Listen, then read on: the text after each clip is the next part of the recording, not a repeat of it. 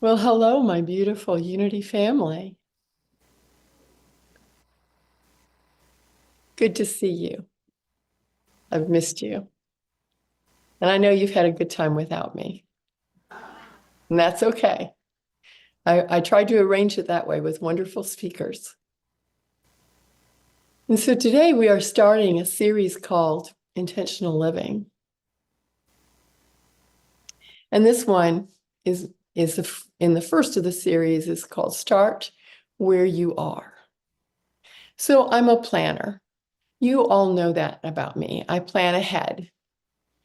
And it may seem like a lot of work and organization, but I know me.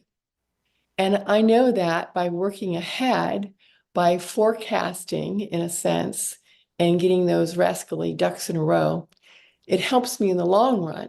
It reduces any anxiety that I might feel about not being prepared. And it actually allows me to be in the moment more often. And that might seem like a paradox, doesn't it? A contradiction in itself. By giving some amount of energy to the future, I'm able to live more fully present in the now. And that's just me. That's how I operate. That's how I function best. And I've learned that about me. Now, one of my best friends from seminary, she's an 11th hour kind of gal. And we all know those too. We might be one of those. Those are the folks who appear to function best at the point in time in which it's nearly too late. Last minute. My friend did not appear to be able to really get her creativity in gear and be fully engaged until just before the project was due. It was a true learning experience for both of us when we were paired together on assignments, if you can imagine that. It was an exercise in love. And yes, we're still very good friends. But each one of us is different, right? How wonderful to learn for ourselves where our space of creativity is sparked and where it flourishes, and to know what works best for us, and to accept the ups and the downs in life that may interrupt that flow. I can plan something in advance, and then life happens, and I get redirected by spirit. Other interesting and inspiring ideas come to mind. I learned early on that I needed to be flexible in my planning, to plan a concept, perhaps, and then allow the concept to unfold. Be willing to adapt to what comes up, to give spirit space to express itself. It may be very different from the original idea when I thought of in advance, and being okay with that, being more than okay with that, actually reveling in that. So, for example, today's lesson. A couple of months ago, I had this idea for a series to begin after I returned from my month away. And I gathered together some wonderful material and intended on dedicating some amount of time to reading each in depth and to flesh out these concepts. And I could surely find some constructive reading time the week I returned from delivering the grandkids back to my daughter in Florida and before I left for the Unity Convention, almost a week. Plenty of time to prepare. So the concept for this series is intentional living. And I thought I'd begin with a lovely book by Pema Chodron. And we know Pema. We love her work. We studied her book, Welcoming the Unwelcome. And she has a book called Start Where You Are, a guide to compassionate living.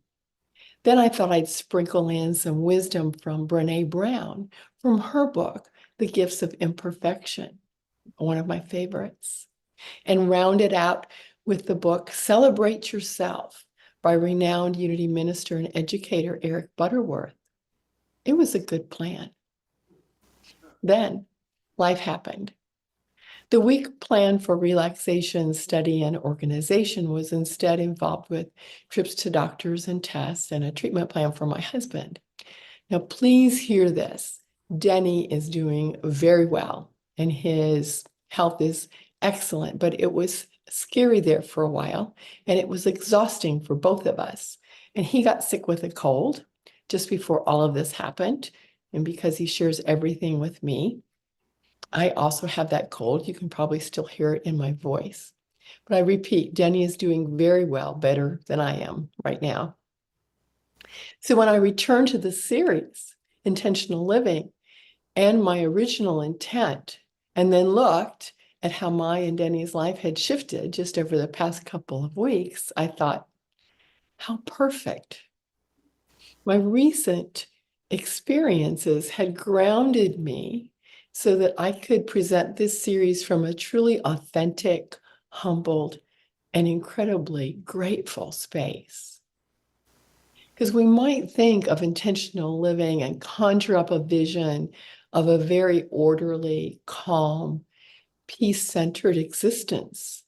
Our steps are measured and our pace is slower, almost in slow motion. We breathe deeply all the time. We're content with who we are and with what we're doing. We always have time for a leisurely cup of tea, brewed to perfection. Loose leaf tea, of course. We are serene and we hum mantras all day and think only loving thoughts. And if that is your life, I am truly very happy for you. Seriously, I am. For the rest of us, let us begin by starting where we are. Now, you might not want to do that. You might think, no, let me fix this or that, then I'll start living with intention. Let me get a new job, or let me stop sugar binging, or let me lose 20 pounds, or let me clean out my closet, or clean out my house, or let me get my finances in order, then I can begin. Instead, let us each begin by starting where we are, taking our lives just as they are, not trying to fix what we see as wrong or deficient or not perfect, not trying to first mend our broken heart. And we all have parts of our heart that feel broken. The path from our inner pain is the path towards living more authentically. And I'm going to repeat that. The path from our inner pain is the path towards living more authentically. Nothing is happening to us. It is all happening for us, for our growth, for our awakening, for our attention. Now, I am not saying at all that there is some divine plan that has outlined the difficulties that you have had or are having in your life. Instead, there is simply life. And with all its chaos and all of its joys and all of its complications, life must be forward moving to be thriving.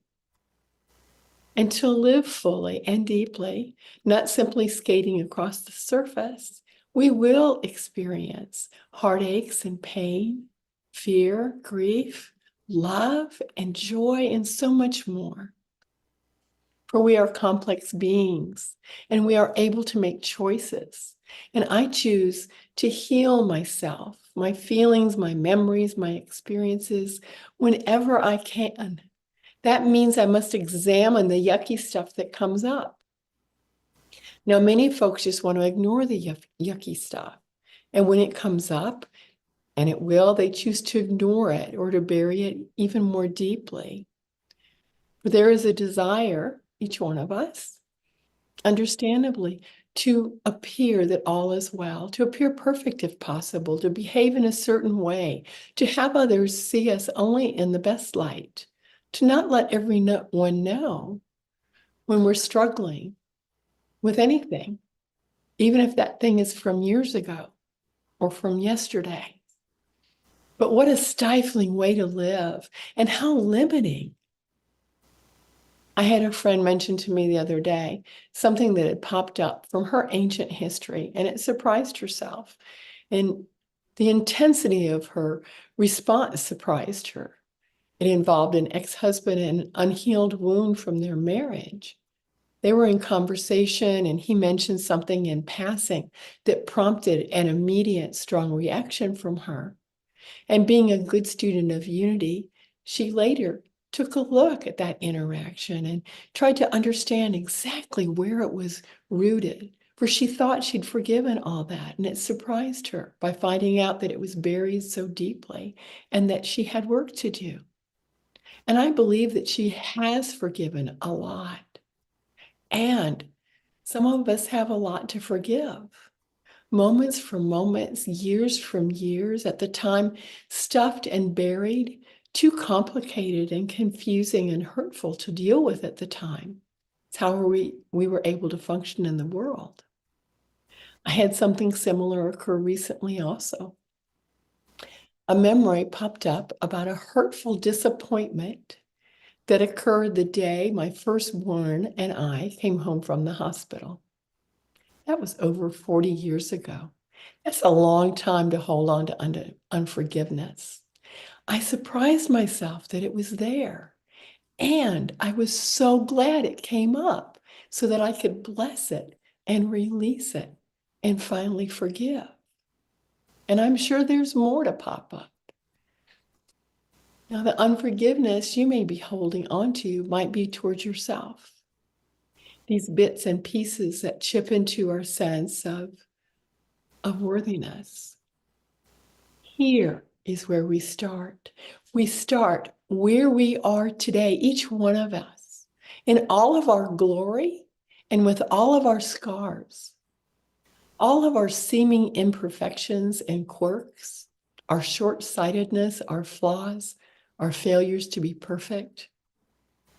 We start where we are because it's the only place from which to start. And it's also our space of power in the present moment. Once we are able to accept ourselves, we are so much better able to accept everyone else. You know, those folks not like us, but who are actually us, you and me, in our oneness, simply expressing differently as themselves. Now, I suggested an exercise several weeks ago as a way to increase your awareness of your oneness. That when you see someone, anyone, you say to yourself, there I am. I am that man. I am that woman. I am that child. That is me.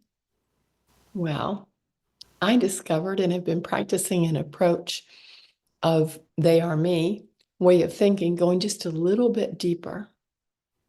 When I see people, regardless of how they might be expressing themselves in life, and at that moment, I say to myself something flattering about them as if they were me. Something like, gee, my hair looks really nice, meaning someone else's hair looks really nice. I find something about that person in my mind and acknowledge it as a personal affirmation. And I know it might sound a bit odd, but it is effective. I feel an instant connection with that person. I tried it the other day when my son and I were standing in line to purchase tickets at the Ringling Museum in Sarasota, Florida. I would take a moment to notice something about each person in front of us in line and see them as a different expression of myself. I'd say, wow, I look really good in that color. Or, I must be working out. Or, oh, what a nice shirt. And so on.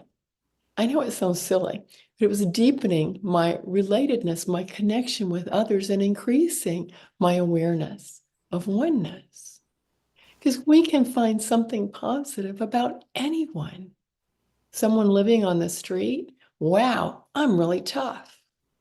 Someone who holds a very different point of view from me, wow, I'm really strong in my convictions. For we are all one fabric, expressing in different ways, like a tapestry. And we can only accept others to the extent we accept ourselves. We can only be a center of love for others when we love ourselves. So start where you are by examining where you are in self-acceptance. I'm going to ask you to do something for me. It's actually for you, but if I say that, you might not do it. So please do this for me. I ask you to make a list of 50 things you love about yourself. Can you do that? Will you try to do that? What I want you to do is I want you to take a piece of paper. We're not going to do this right now. You can do this later today. If you're there in the sanctuary, I think Robin might have some lined paper for you if you'd like to take a sheet. If you're at home, whatever piece of paper you can find, you write at the top 50 things I love about myself. And then draw a line down the middle. Now, most lined paper has between 26 to 28 lines. Just start numbering down the side, 1, 2, 3, 4, 5, till you get to the bottom. Then go to the top of the column and start again. If you almost fill up the page, you've got 50. And then start. I'm a good friend. I'm a good listener. I like doing things for others. I enjoy nature. I like spending time with my church family. There's 5. You've only got 45 left to do. So keep going. 50 things you love about yourself, and do it today.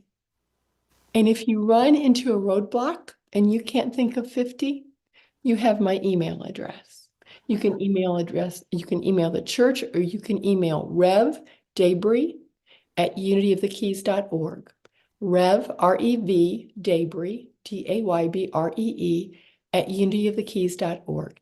Email me and I will help you finish it, because I could easily think of 50 things I love about everyone I've ever met in this community.